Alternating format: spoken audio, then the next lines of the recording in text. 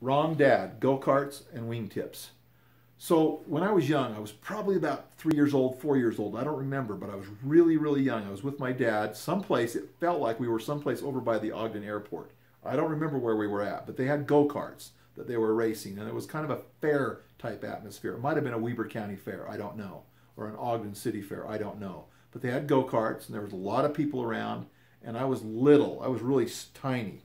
And I was probably knee high to some of these people, maybe a little bit above that.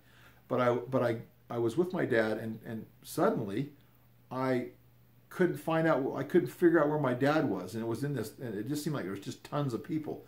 So I started looking because I recognized my dad's shoes. He had black wing tips or brown wing tips. So I started looking at everybody's shoes to find out where my dad was, and finally I found what I thought was my dad, and I grabbed onto his leg to hold him, and a guy looked down. He goes, "What are you doing?" I says, "Oh, you're not my dad. I'm looking for my dad." I thought my dad was him because he had wing tips on. Well, I think the guy grabbed me. He says, "Oh, you're lost," and he picked me up and he says, "Where's your dad?" And I think he showed me where my dad was, and I found my dad, and then we were reunited. But yeah, I remember that was a vague memory, but I wish I knew how old I was with some of these events.